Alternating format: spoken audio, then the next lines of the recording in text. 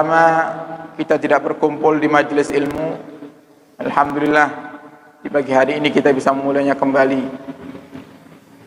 Akan tapi tidak ada waktu kecuali kita tetap gunakan untuk belajar. Tidak ada waktu kecuali kita tetap gunakan untuk mendekatkan diri kepada Allah Subhanahu wa taala. Dan inilah manusia. Di saat ada musibah, mereka berbondong-bondong beristighfar. Di saat ada musibah, mereka berbondong-bondong datang mendekat kepada Allah Subhanahu wa taala. Akan tapi di saat musibah telah usai, musibah telah sirna, mereka merupakan Allah lagi. Maka jangan sampai ini terjadi kepada diri kita. Tetap dekatkan diri kepada Allah dimanapun kita berada dan kapanpun. Jika Allah ada dalam hati kita, maka Allah pun akan menjaga kita. Jika Allah tertanam subur dalam hati kita, rasa takut dalam hati kita kepada Allah besar, maka insya Allah Allah pasti akan menjaga kita. Tidak mungkin Nabi kita Muhammad berbohong. Nabi kita Muhammad telah mengatakan di dalam hadisnya, man khafallah khafahu kullu syai'. Siapa yang takut kepada Allah, maka semuanya akan takut kepadanya. Minta perlindungan kepada Allah. Tidak ada tempat perlindungan yang lebih indah dan lebih baik kecuali Allah. Tidak ada tempat memohon yang lebih pantas kecuali kepada Allah. Manusia tidak bisa memberikan apa yang kita inginkan. Sehebat apapun mereka, sekaya apapun mereka, setinggi apapun jabatan mereka, mereka tidak bisa memberikan apa yang kita inginkan seperti halnya Allah memberikan kepada kita. Maka jangan pernah berharap kepada manusia, karena berharap kepada manusia hanya menimbulkan kekecewaan. Berharaplah kepada Allah Subhanahu wa taala. Dan Allah rindu kita selalu mendekat kepadanya. Dan semoga Allah jadikan kita hamba-hambanya yang saleh dan salehah. Dan Allah jadikan keluarga kita keluarga yang ahli ibadah, keluarga yang ahli salat. Dan Allah jaga kita semuanya daripada wabah penyakit mulai hari ini sampai kita wafat. Amin ya rabbal alamin.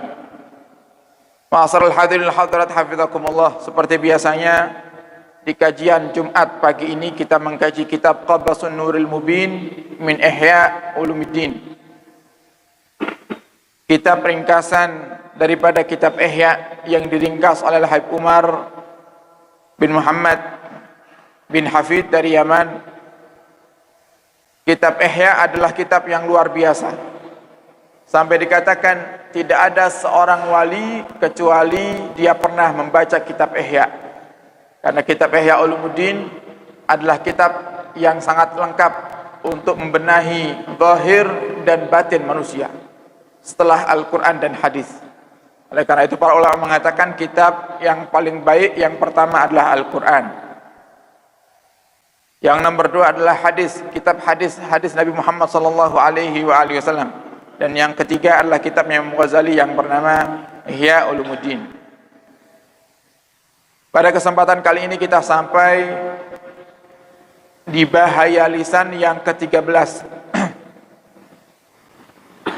Bahaya lisan yang ke-13 adalah al-wa'dul kadzib. Janji yang tidak ditepati. Wal lisanu sabakun ilaih. Kata Imam Ghazali, kebiasaan lisan manusia itu sering keceplosan.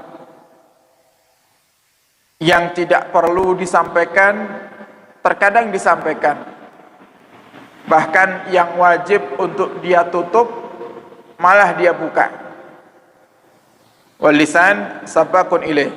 Lisan kita sering keceplosan. Warubama dan barangkali la tasmahun nafsu bil wafai. Bahkan terkadang lisan yang keceplosan ini didorong dengan adanya hawa nafsu yang tidak ingin untuk menepati. Jadi lisan keceplosan membuat janji dengan seseorang, tapi hawa nafsu menolak untuk menepatinya. Allah Ta'ala, Allah Subhanahu wa taala mengatakan dalam surat Al-Maidah ayat pertama, ya ayyuhalladzina amanu aufu bil uqud. Wahai orang-orang yang beriman, tepatilah janji-janji kalian. Waqad asnallahu ala nabiyhi Ismail, dan sungguh Allah telah memuji Nabi Allah Ismail alaihi salam. Faqala, seraya Allah berkata dalam Al-Quran surat Maryam, innahu kana sadiqal wa'di. Nabi Allah Ismail alaihi salam mendapatkan pujian daripada Allah dengan julukan sadiqul wa'di, orang yang selalu menepati janji. Gila innahu wa'ada insanan fi maudin, bahkan diceritakan Nabi Ismail alaihi salam itu pernah membuat janji dengan seseorang untuk bertemu di satu tempat. Fanasya dalikal insan, dan ternyata orang yang dibuat perjanjian itu lupa dengan janji tersebut. Sedangkan Nabi Ismail tidak lupa. Fabakiya Ismail isnain wa isrina yauman fi intidharih. Saking menepatinya terhadap janji-janji yang telah dibuat, Nabi Ismail menunggu di tempat yang dijanjikan itu selama 22 hari. Hebatnya Nabi Allah Ismail alaihissalam dalam menepati janji. Jadi bikin janji, orang yang sudah sepakat dengan perjanjian tersebut ternyata tidak datang. Nabi Ismail pun tidak pergi dari tempat tersebut, tetap nunggu sampai 22 hari. Dibuat janji itu tidak asal-asalan. Kita harus berpikir kira-kira kita bisa menepatinya atau tidak. Walaupun ada disebutkan dalam madhab Syafi'i juga, janji itu bukan hal yang wajib untuk ditepati. Bahkan ada yang mengatakan seperti itu. Nah, ini perlunya kita belajar ilmu fikih dengan ilmu tasawuf, karena harus, tidak bisa kita milih salah satunya. Dan banyak hal yang terkadang di dalam fikih itu mengatakan A, tapi dalam tasawuf lebih baiknya tidak seperti itu. Contoh, berapa pertemuan Jumat yang waktu itu ada bahaya lisan, yaitu melaknat. Para ulama sepakat melaknat orang kafir secara keseluruhan itu diperbolehkan. Tapi kalau melaknat orang kafir perorangan tidak diperbolehkan, haram hukumnya.